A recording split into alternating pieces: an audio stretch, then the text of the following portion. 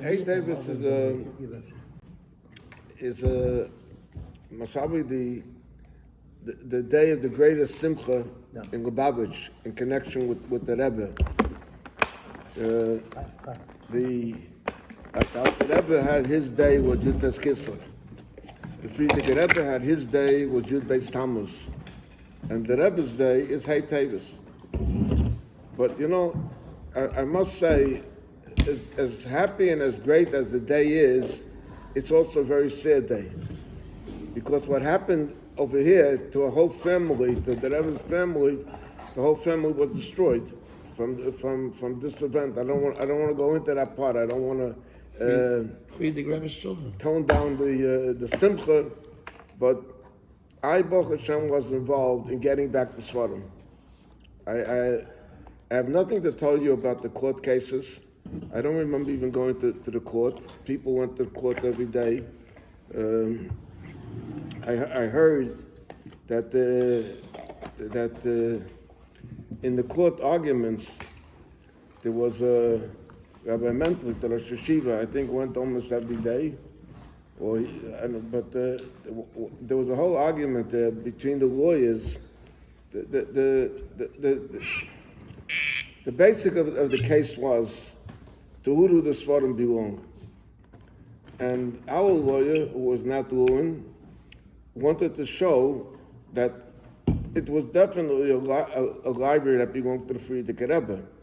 And it was, the Frierdiker Rebbe gathered it, and it's also from previous Rabbeim, and he gave it to Lubavitch. And that was based on a letter that he writes, he gave it to Lubavitch.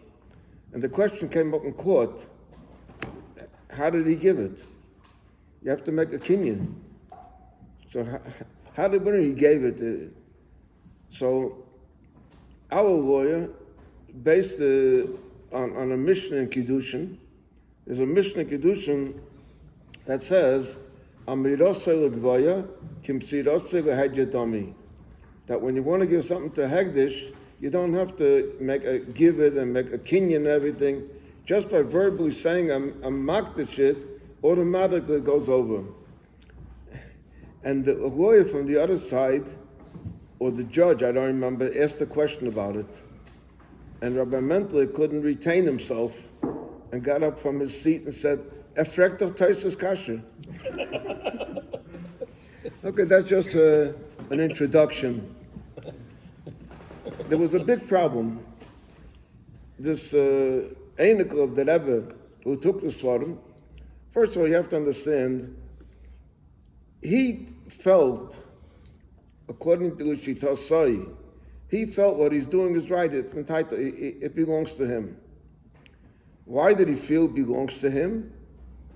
Because he felt that after his grandfather passed away, there's no more Lubavitch. There's no one that could replace his grandfather. Not some people say he wanted his father to be Rebbe.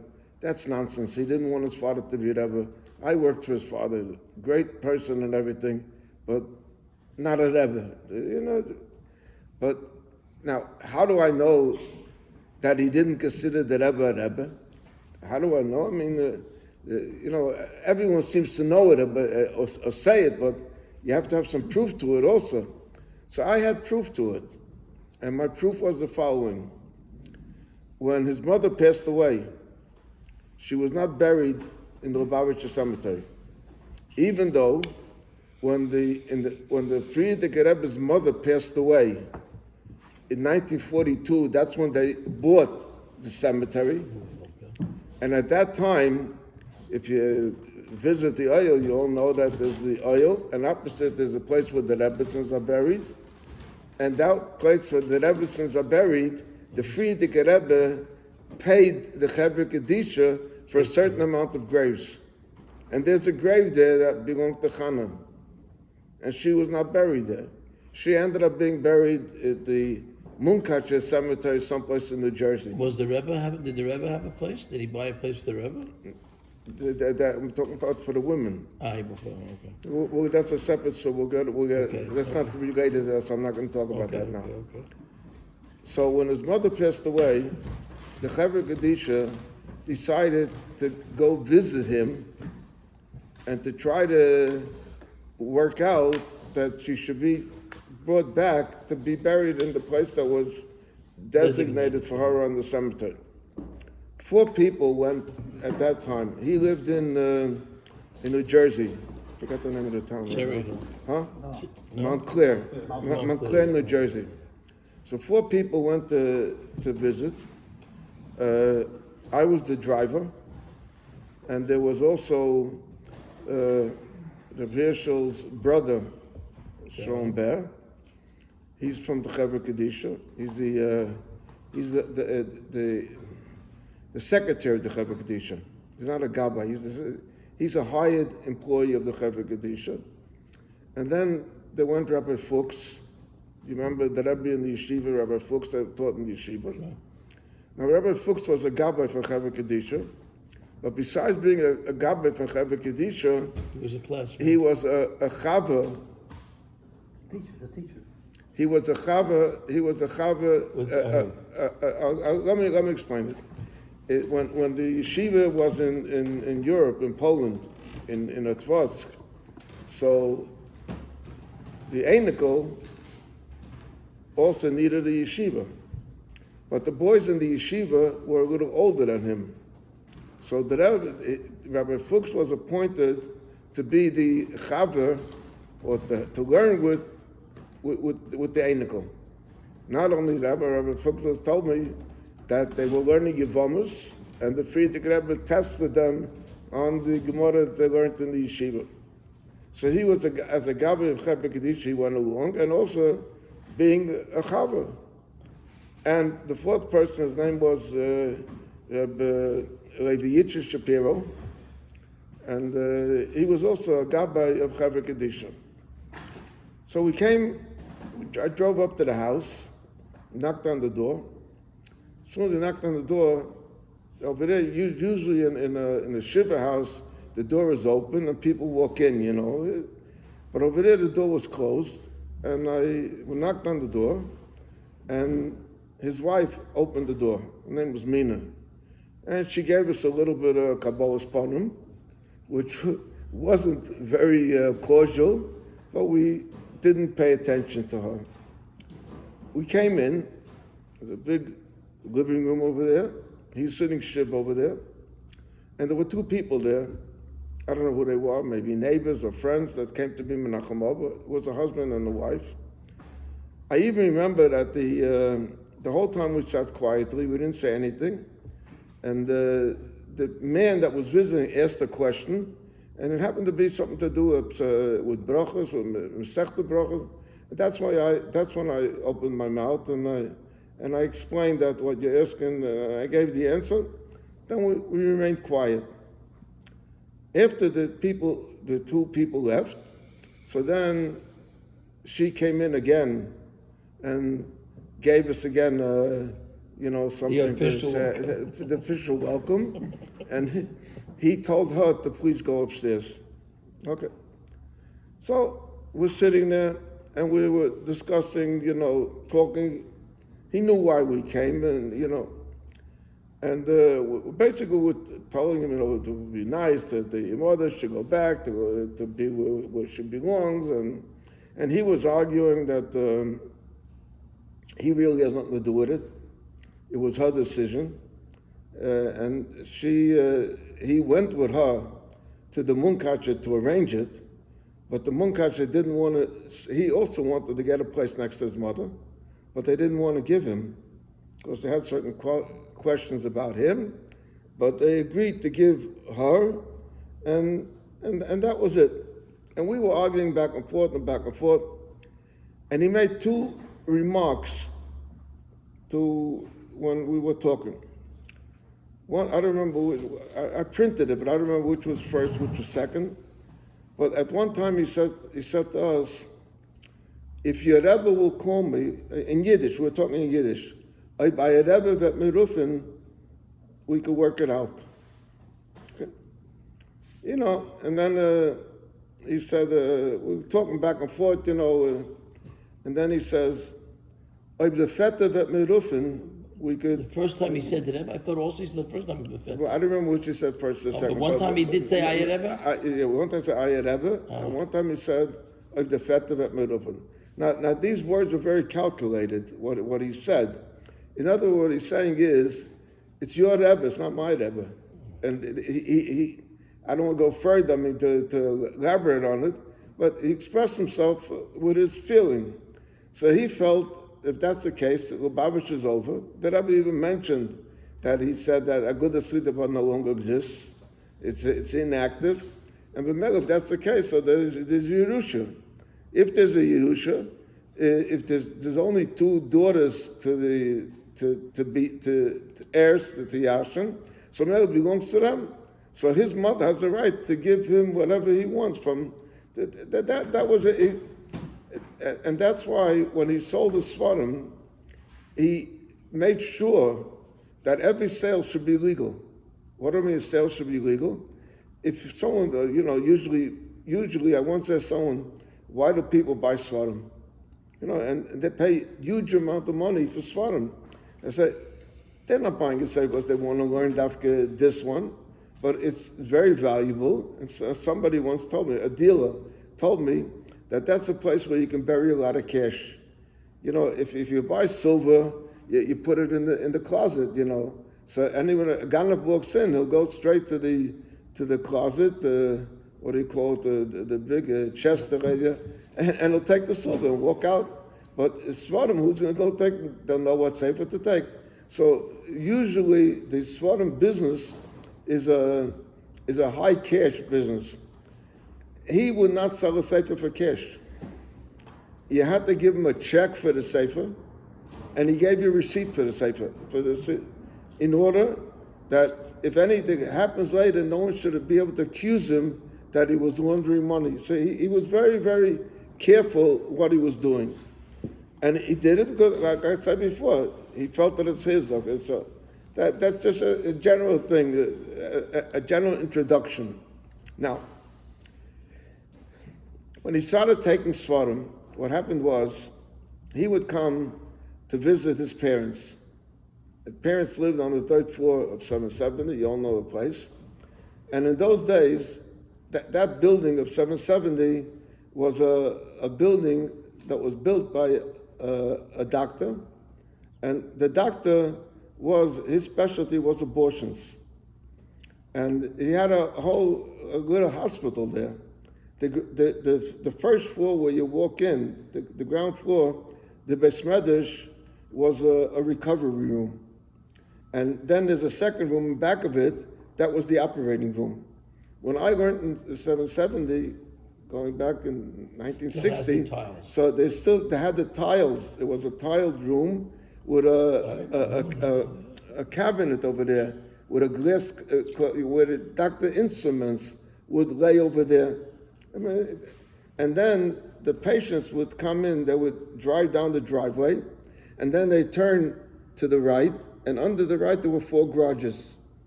Those 4 garages, later, when the Rebbe took it over, it became the library down there. Down there was the library. How did you get into the library? You didn't get in through the garages. The garages were closed, were sealed, they were closed. The way you got in the building, even though it was built as a private home many years ago, had an elevator in it. And the elevator would go through the basement floor all the way up to the 3rd floor. And when you came down from the elevator all the way down into the basement, and you're getting off the elevator, if anyone remembers the Bia Chometz, you had to go down over there. So you came off the elevator, you would turn to your left, and there was a little alley. You walked into that alley. To the right of the alley was the boiler room. And in the boiler room, there was a furnace over there, where the Rebbe would come down over there and throw the chometz in there. That's how the Rebbe used to burn the chometz. If you went a few steps further, past the entrance to the boiler room, there was a door that faced you, and that door went into the garages. So what he would do is, he'd come to visit his mother or his father, take the elevator, go downstairs to the basement. There was a secretary of the Rebbe guy named Chaim Lieberman, who was a tremendous bibliographist. I mean, he wrote books on bibliography, and he was recognized in all the libraries. He was known, and he gave him access, and maybe even told him what's more valuable, what's less valuable, and he would take a few of the books over there, and he'd put them into his bag or whatever. He'd go back upstairs, and then he would leave.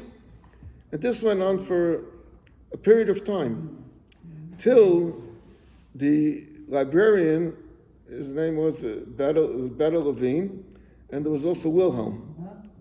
They both worked on the Rebbe's library, and they began to notice that there's spaces on the shelves. It looked a little strange. In the beginning, a few spaces, no one paid attention. But when they saw that there's a number of spaces, so they began to become suspicious about it. The Rebbe spoke about some people that came in and took Sfarim and returned it. I don't know much about that, so I'm not going to talk. So I'm not going to talk about that. The end was that they put in a camera. And the camera, of course, picked him up coming in, taking Sfarim, and leaving. So they knew about it. When they found out about it, so they didn't want to tell the Rebbe in the beginning, because the Rebbe would have a lot of aggravation from it. So they, I think they told the Rebbe's wife, the Rebbe's, I think she knew about it, but also didn't want to tell the Rebbe. And first some people tried, maybe they could, tone it down and quiet it down. At a certain interval, the Rebbe was told. And when the Rebbe was told, so the Rebbe then was quiet in the beginning, but when they couldn't get him to stop doing it or to return what he did, that's when the Rebbe came out publicly. That was approximately around Yud Beis Tammuz that the Rebbe came out publicly. Now, when he got the Sfarim, he didn't know what to do with the Sfarim. He didn't know anything about the Sfarim, what their values and everything. So he went to a auction house. In New York, there's Sotheby's and there's Christie's. He went to the auction house and he offered them that he has a collection of Sfarim, and he'd like to put it up on auction. I don't know why exactly, but they were a little suspicious, and they turned him down. They didn't want to get it. Okay, let me stop over here with this now, and let me go back to something else. It will lead up to this. I have a cousin, a first cousin. My mother and his mother were sisters, and he, interesting person. My uncle, to say, his father was a very big collector of Sfarim. Big collector of Sfarim. He had one of the biggest private libraries in New York from Sfarim. And he collected all kind of Sfarim. And in fact, I'll just tell you a little, to give you a little example. There was a time, I don't know if you're familiar with it, maybe you're familiar, but the Theological Seminary has a very big library. And the Theological Seminary once had a fire. And a lot of Sfarim were destroyed. And to replace things, what they were damaged, they came to my uncle to purchase from him Sfarim to replace. His son, his name is Eliezer Katzman. Eliezer Katzman is a Talmud Chacham, very knowledgeable in Sfarim, not only knowledgeable in the first page, also knowledgeable past the first page. See, a lot of librarians know the first page, but they don't know anything after. He's knowledgeable after that also. And in fact, when the librarian, the head librarian of Theological Seminary retired, they offered him to take over. And he accepted the job. What happened was, his grandmother, my uncle's mother, is a sister to Rabbi Avram Kalmanovich, the one who made the Miri Yeshiva here in America.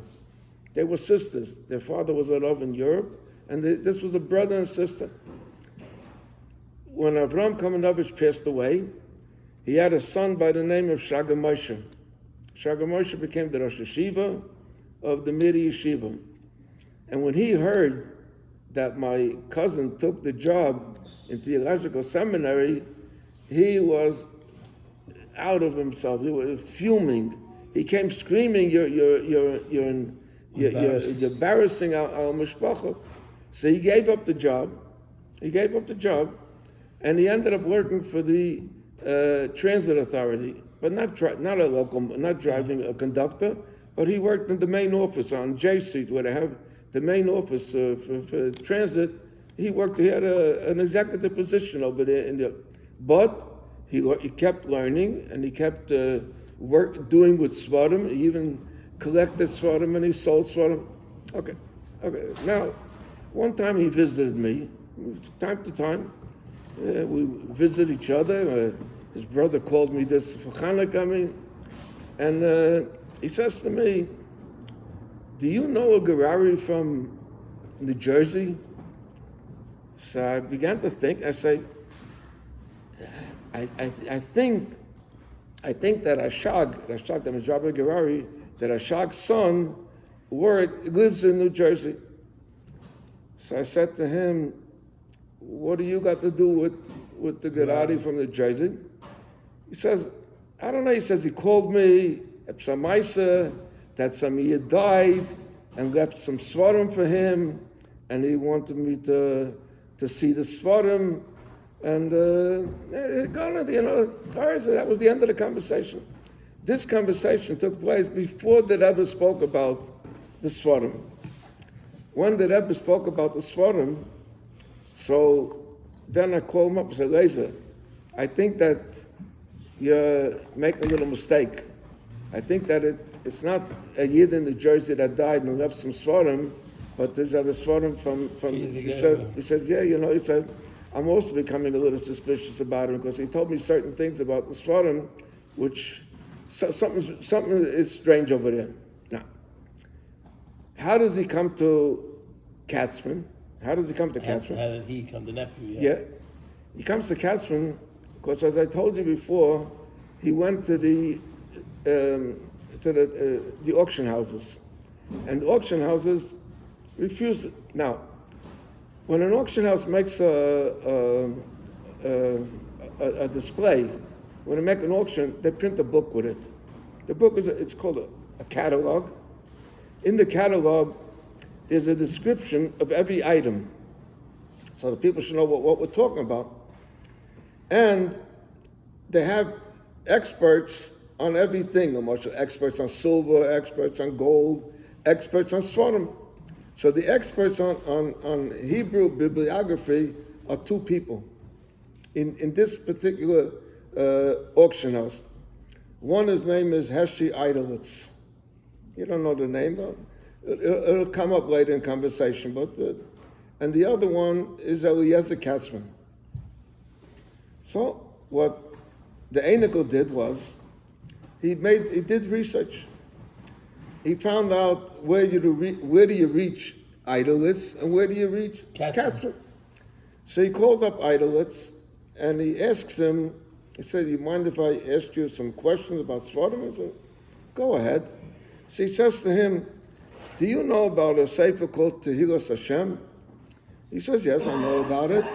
He says, "Could you tell me something about it? I have to look it up. I'll look it up and I'll let you know." Then he said, "Do you know about a sefer called XYZ?" "I know about it." And every sefer he asked him, he knew about it, but he said, "I have to look it up." And they have places where these bibliography people look them up, and they give you the information. Then he says, "Are you available to do work for me?" He said, "Yes." He said, "What do you charge?" He said, "I charge $100 an hour." "Okay, good. Thank you very much. I'll get back to you." Then he calls up Katzman. He says to Katzman, "Do you know about a sefer Tehillas Hashem?" He says, well, it depends which print you're talking about. The print that was printed here in this year or the print that was printed here in this year. And do you know about a Sefer XYZ? Yeah. I don't know which one you're talking about. The one that was printed here or the one that's printed there, He saw this guy is, really fluent. He really knows what's going on. So he says to him, are you available to do work to take on? He says, yeah. He says, what do you charge? I charge $40 an hour. That was a good deal right there. So, he's not a fool. The Einiger's not a fool. I mean, he may have done wrong things, but a fool he isn't. So he hired him. He hired him, and he made up with him two things. He made up with him one thing was that I will pay you for whatever work you do, like, you have to make me, I don't know, to make a list and to evaluate the Sfarim and to give me an idea what the prices we're talking about. For that, I'll pay you the $40 an hour. And if you sell any of the Sfarim for me, you'll get a 5% commission. It's all negated to the whole story. I mean, okay. Now, so now already Katzman is working for him, and I have the connection to Katzman. So I found out that there's a very, very big problem. What was a very, very big problem? The man that ran the library for the Rebbe, his name, as I told you before, was Chaim Lieberman. Chaim Lieberman had that whole library on his head. He knew where every sefer was in the library. But there was no list of the Sfarim. There was no catalog of the Sfarim. So all they knew now is that there's spaces in the library that are empty, that are missing, but what was taken, nobody knew. So I asked my cousin if he has a list of the Sfarim. I said, yeah, he has a list. The Einikel gave him a list. He has a list. I said, listen, maybe you'll do me a favor and give me the list. Upon him, we're in the blind over here. We don't know what's going on. We don't know what's missing, what to look for. He says, I can't do it. Why can't I do it? He says to me, because I'm working for him. And if he ever sees the list that you have, and this is the only list that there is, so then he'll know it came from me. That's like a breach of breach of confidence, for me to give you the list. So I came up with a brainstorm. I don't know how I got the brainstorm, but I came up with a brainstorm. What was the brainstorm? I said, listen, Lisa, I have an answer. I appreciate that you can't give me the list. I'm not going to press you. I'm not going to ask you. And I don't want to cause you any problem.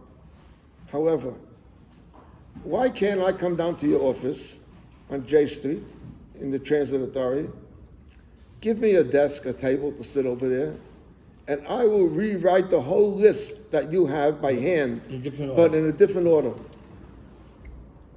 He says, good. I agree. That I could do.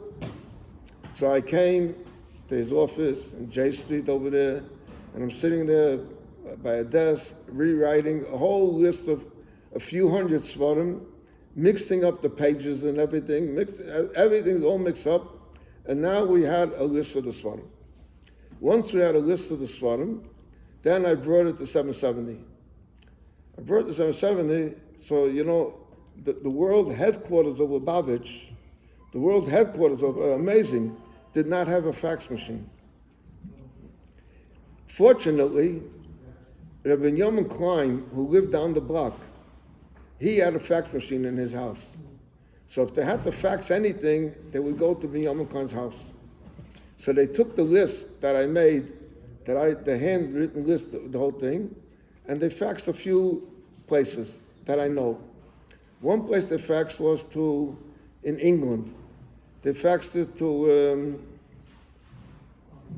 what's his name? Vogel. To Farbrengen. And another, that was in England, because the Sfarim may have been ended up in England, and there was some that did end up in England. And there was also a Zerkind, Yerushalayim. Shua Shleimer. Yeshua Schleimer, that's the oldest one. He was a student in my class. The older later, he became a psychologist and this and that. I don't know. But there was a time that he was into old Sforim. And they faxed it to these two places, and they had what to work with. That's how they were able to start to get. Maybe there would have been other ways. I don't know, long ways. This was. Are we allowed to ask if you still have that list? I don't know. I gave it away. I don't have it. And then later started the getting back at the Sforim. Now, first of all, he ended up taking approximately 500 Sforim. People say 400, it was approximately 500 Sforim. He did not sell 500 Sforim. He sold only 100 Sforim, or 110 Sforim, I think it was to be exact. And the rest were not sold yet. So what happened was, when they had the list, that's why I heard yesterday that Rabbi Krinsky was talking to Nat Lewin, and he says to him, we have a list of the Sforim, and so that's when they went to court to get a restraining order, an injunction that the court took away the Sforim from him, and they put it into bonded storage. Now, I'm not going to go into halacha, but there is a truth in the Igros Moshe from Reb Moshe that the Moshe holds that going to court to get an injunction or is not considered going to court. And what happened over there was in court Gufa, they said that they want the whole thing to be handled by the court. So that's why it ended up in the court. That's and we started working on getting back the Sforim. So to tell you some stories about getting back the Sforim, there was another thing also.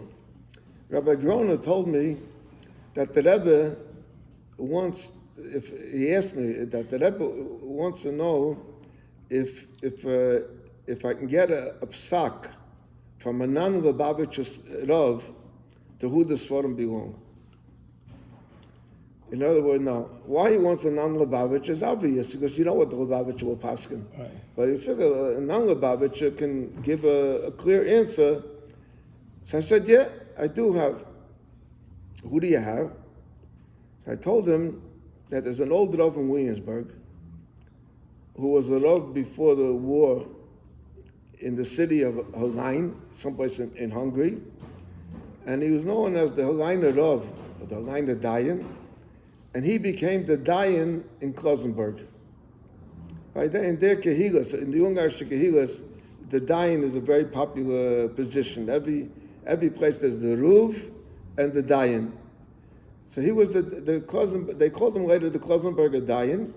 He lived in Williamsburg in a project on 90 Ross Street.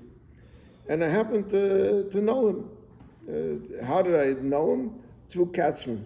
Katzman introduced me to him once before for a different thing, totally unrelated. So I knew him. So I called him up, and I said, I'd like to, can I come over to see you or have a question here? So he gave me a time to come over, and I said to myself, I'm going to this Rav and everything, we may have to talk in learning, talk halacha. So I figured, for me to be safe, I asked Rabbi Mahler to come along with me. Security blanket. Yeah, and we came to him, and we told him the story, what happened in Lubavitch, and we told him the Rebbe would like to know al pi halacha, and the Rebbe would like to have it written al pi halacha. So he listens to us, old man. He passed away a few years ago, also about the age of 90 or in the 90s. So he listened to us very carefully, very attentively. And then all he said to me was, Ni kim morgen. Like, he didn't want to answer on the spot, come tomorrow. And I came the next day to him, and He prepared a little note for me, and basically what he said was a very simple thing. He said, when I told him the story and the question, what's the Rebbe and this and that, I started telling him about Rebbe, and so he said to me, look, I'm not going to get into the question what the Rebbe is. That's not halacha. He said, halacha, I want to tell you, is the following. He said, there is a din when a person marries a wife, and the wife has property, so the property becomes nichse milug. Nichse milug means, it means plucking, property that you pluck. What does it mean that you pluck? There's the goof of the karka, and then there's the teves of the karka. So like you're reaping the benefits. The reaping of the plucking is like the reaping of the benefits. This is the husband has it. The teves of the baal. If a woman yashins property during her marriage, it also becomes nichse milug. Once it becomes nichse milug, so the goof, the principle, so to say, belongs to the woman, but the teves belong to the man. Over here by Sfarim, what's the teves of the Sfarim? The teves of the Sfarim is using the Sfarim. They're using it. So the din is that a woman is the owner of the property, but she's not allowed to sell it. She's not allowed, because by selling the nichse milug, she's depriving the husband of having the benefit. And the two husbands over here, the Rebbe and the Rashag, they're both opposing the sale. If they would agree to sell, it would be good. But being that they're both opposing it, so therefore, they had no right to do it. That was the psak that I brought to the Rebbe. We used them also later for another very important shaila, because I started buying back. My cousin introduced me to a guy by the name Goldman. I don't know if anybody remembers, but on Crown Street, down by between Brooklyn and Kingston, I think it was, there was a Naipes Terov. The Naipes Terov once printed a shas together with Nosson Garari. And I don't know if they printed the whole shas or part of it, but they printed a shas, a partnership. They had a son that was a dealer in these old Sfarim. So whatever Sfarim, he had bought Sfarim from Barry, and the Rebbe said that whoever has a bill of sale from him, he'll be reimbursed immediately without any question. Because what the Rebbe remember that, because there's a whole shayla if you buy from a ganef, if you're mechuyev to reimburse him or not. But being that the Einikel felt he's allowed to sell it, and everybody felt that they're not buying stolen goods, or they're buying something legit. So I paid him every sefer that he gave me. I paid him right away on the spot. I paid him in cash, every sefer, because I told you for everything works in cash over there. Then later, there was a problem that came up. There's Sfarim that he sold. After he bought them. After he bought them, there's Sfarim that he sold. So the shayla was, does he have to lose the profit that he made from selling the Sfarim? Now, if he has to lose the profit, he has no interest in getting them back from me. If he retains the profit and just returns the money to the person that bought it, but he remains with his profit, so then he'll help me. It was a big shayla. So again, we contacted and we agreed. He knew who the Halainer of was, the official Hesher. He used to call him the official Hesher, official. So he knew who. So he said, "Yeah, let's ask official, and whatever possible is it." So we contacted the official, and the official said what I just said now. That being that he took it not as a ganef. He took it because he felt that it's his, and nothing was ruled yet, So he should keep the profit. Okay, so we got back another few svarim that way, and that's straight. And I got back from him svarim. Then later, I called up this guy, Idolitz, who I told you before was the Second guy. yeah, and I asked Idolitz, since Idolitz was very cold with me. Said, I don't know why, but he was cold. He doesn't know me, he doesn't know who I am, and I couldn't get anywhere with Idolitz. Okay. Now, what happened after that? There was a note that was going around this week on the internet about an answer from the Rebbe to me. What was the mice with the answer from the Rebbe to me? Everyone knows that I go summer to California to raise money for Lubavitch Yeshiva. At that time, when I started in the yeshiva, a number of the Rebbes summer used to travel. Rabbi Tannenbaum used to travel to South America and to the islands, Aruba and those islands. Rabbi Garfinkel used to travel. There was a number of rabbis. So I also traveled. So my territory was California. So in fact, every year before I would travel, I'm just explaining what that note says. Every year before I would travel, I would write the Rebbe a note that I'm planning to go to California, and asking the Rebbe Hatzlachem. And the Rebbe's answer always was, it's a very important thing, everyone should notice. The Rebbe always answered me, it should be b'haskamas anash deshon. So I interpret that to mean, that's Not to how step on anybody's that toes. it meant I would call Kunya for the Shus to come, and I would call Fratkin for the Shus to come to San Diego. I didn't go to San Francisco. I went to just 2-3 people. There was no one really I was Yaitse, we're talking to. So I wrote the Rebbe that I'm involved. This was all around Yubes Thomas time when I would travel my summer vacation. I wrote the Rebbe that I'm planning to travel to Canada. Asked the Rebbe bracha. So when I wrote for Temcha Tmimim, so the Rebbe answered, Nisiyasa was made through the Baal Sfarim. So how could you leave if you're in the middle of, and Rebbe that I did, and I was Zaycha, and very nice answer, and that it's a issue that I sent, and told me to stay here. So, okay. He said, I figured the Rebbe said I should stay here, something's going to happen. Now, it happens that in this shul, they davened a younger man.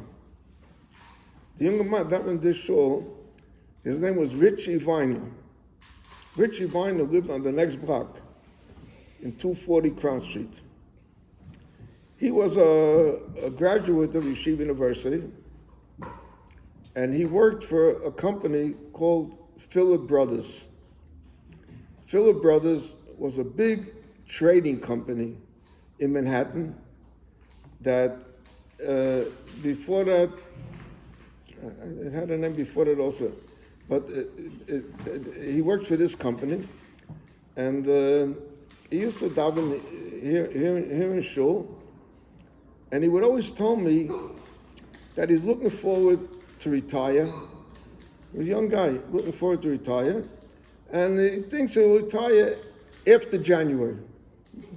So I said to him, Richie, why are you looking forward to retire, and why dafka after January? So he says to me, he told me that in his company there's a lot of Yidden working over there, and there's big bonuses in December. Yeah. So after he gets the bonuses, so I said, so what will you do when you retire? He says, I want to sit and learn. So I said, Richie, what do you have to retire? Remain working, and let's make a chavrusa together. Let's learn together.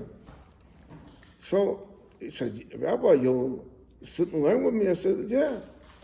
So we made up that we would learn together, and every Wednesday night, either I would come to his house over there, we alternated, or he would come to my house, and we'd sit and learn Gemara for 2 hours, everyone.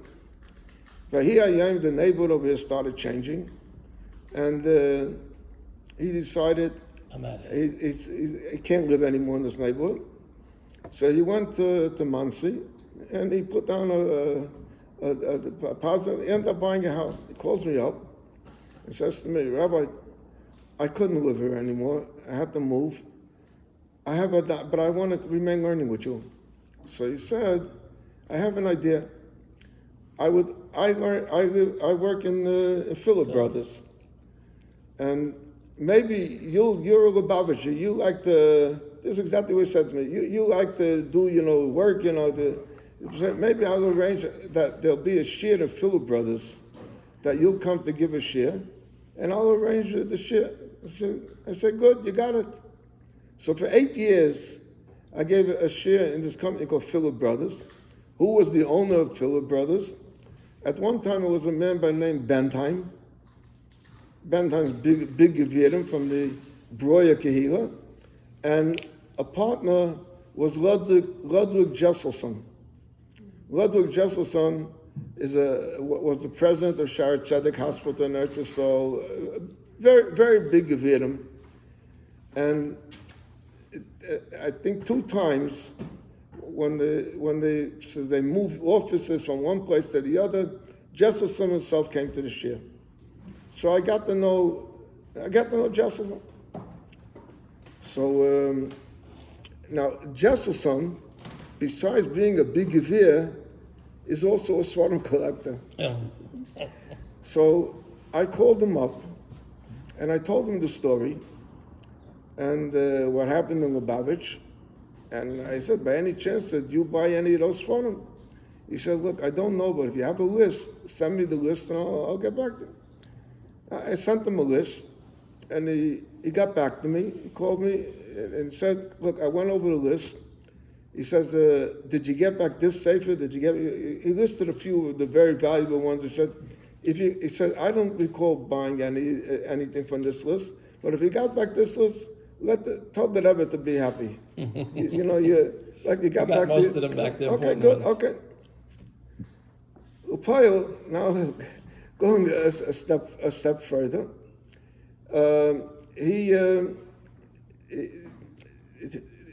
I mentioned before that there was the list that I got was faxed to Friedrich Vogel in England. So in England, there was a Yid also, a big Gevir, but I think the name was Jack Lunza, if I remember correctly. Yeah. Huh? You right? Is it Jack Lunza? That he bought Svarim. And Vogel got back those Svarim thanks to the list, and it got back those Svarim. But it so happens that one, I think, I don't remember the detail right now, but something, I must have spoken to Vogel and told him, mentioned him something about Jesselson, and I found out that Jesselson, Jesselson, just like people, that want to do exercise, have a trainer. So people that have a library that want to collect Svarim have a buyer. They have their buyer. Who's Jesselson's buyer? Edelitz. The guy that didn't want to help. Didn't want to talk to you. Yeah, the guy that didn't want to talk to him. And I mentioned it, I think, to Vogel. If I remember correct, I think I mentioned it to Vogel. This Lunza has a daughter in Manhattan, also a very rich lady, and she called up her father, if I remember correct, maybe I'm not exactly over there, and we'll play between Lunza and Jesselson. I get a call from Eidowitz. One day he called you. Yeah. Yeah, how are you? I want to help you, so now, the problem was, how do you deal now? How do you deal with this, like I said before, how do you deal with the Svarim? The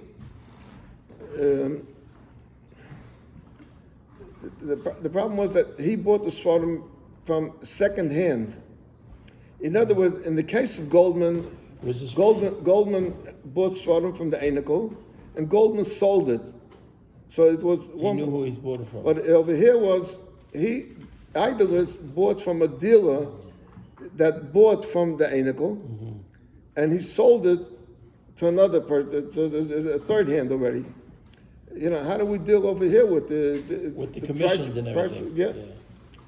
So the Rebbe said that in case where there's no documents to go by, you should go to a Rav, and the Rav should paskin that everything is Erech.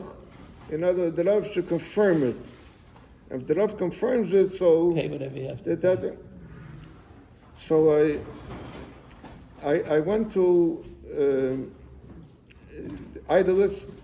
I don't remember. I got it like in the book I wrote. But Idolist Lepoil told me that I asked him, "Who's your Rav?" He says his Rav is Rabbi Menashe Klein. Yeah. Okay. So there was one sefer that he got back from me. I don't remember exactly which sefer it was and the amount of money, but I went to Rabbi Menashe Klein. Rabbi Menashe Klein knows me also, knew me also, and he gave a note that these people came to me, and he signed it very nicely to the Rebbe. I mean, we had a good yachas with the Rebbe, but the main thing is, he called me the idolist called me a second time, that he has another sefer. The other sefer, he said, was called an Amsterdam Haggadah. Now, I got to explain something about Haggadahs. Today, there's girls' schools, Beshaka, Beshara, Beshivka, whatever you have, Years ago, many years ago, the wealthy people, the wives, were illiterate. They knew nothing. So what they would do is, they would have an artist that would make Haggadah with pictures, and they gave it a present to the wife, and they would sit by the Seder and discuss the pictures. So, and depending on who the artist was, that's the value of. So this, okay, excuse me a minute.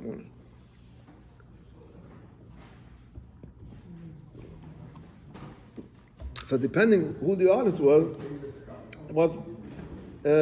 contingent on the value of the Haggadah. She says he has a Haggadah.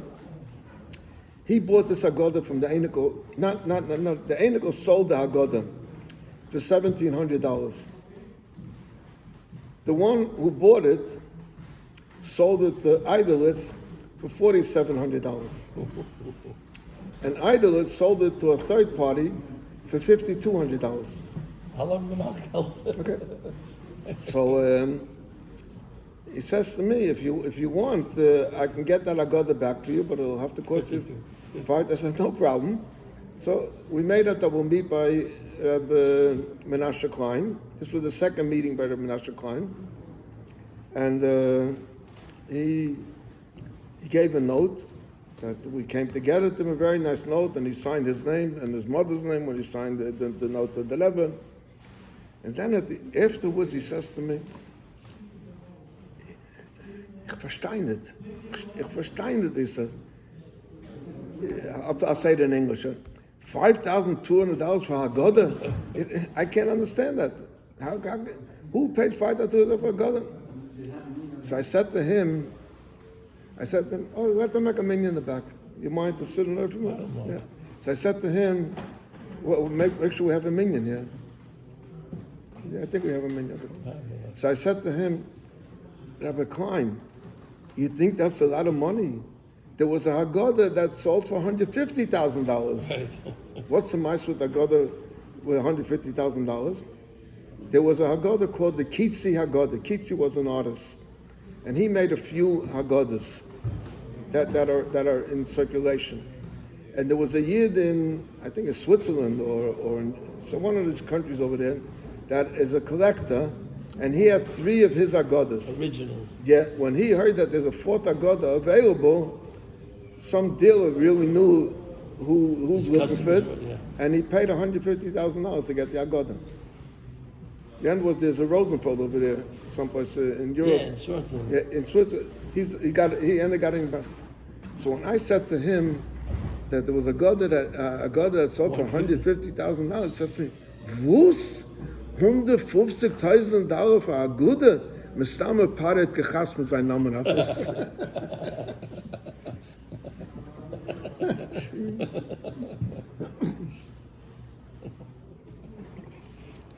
You want to hear more? We're here, why not? Okay. Okay. This is we're not hearing everywhere else. This is the behind the scenes Yeah. stories. Now let me tell you two things. People ask me if in my book that I wrote about the story of Teves, story getting back to Sodom, is there anything else that You didn't put in there. I didn't put in there? I said yes. There was. He says, what is it? So it's the following story. And it's the gate to something else where I dispute another one of the so-called simchas in Lubavitch. Oh yeah. But people want to pervert history. He ended up selling, the Einikel ended up selling the Sfarim for a total of about $150,000, maybe 140, 150, somewhere in that area. It cost Lubavitch, my purchases and other purchases, what's his name, Vogel and Zirkin, it cost Lubavitch over $400,000 to get back the Sfarim. Did we get them all back? Almost all. Now, what do I mean almost all? There's a few. You have to realize that there's like I say, he sold about 100 Sfarim, 110 Sfarim, I think.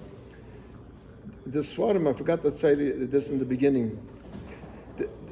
Not only was there not a list available of what was in the library or what was taken, but there was no proof in the Sfarim that they belonged to the library. Today, if you go up to the library, every safe has a stamp in it. And that time, there was nothing in the Sfarim. So there's certain Sfarim that he took that were not so valuable, and there's a number of copies of it. You know, there's certain Sfarim that as you see Yikara Metzias, there's only one copy, available. So it's hard to trace it down. Did I buy this from him? Did I buy? So there's a few Sfarim that I think were not retrieved. That's what I remember when I wrote the story.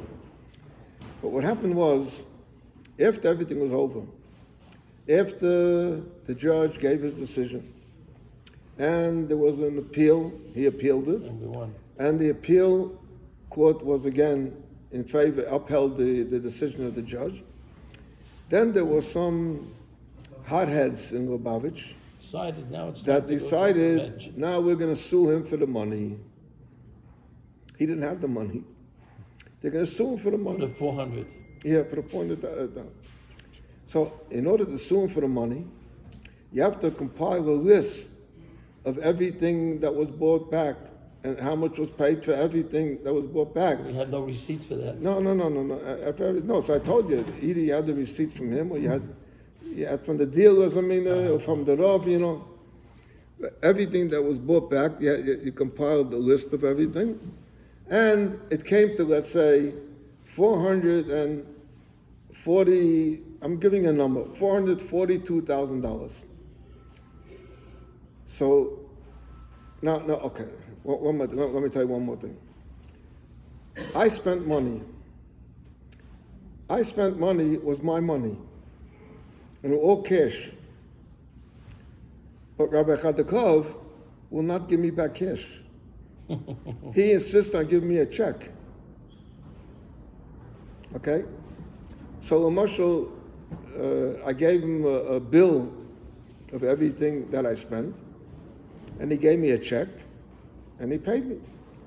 So Better Levine put together all the money that Chadakov gave checks, and this one gave checks,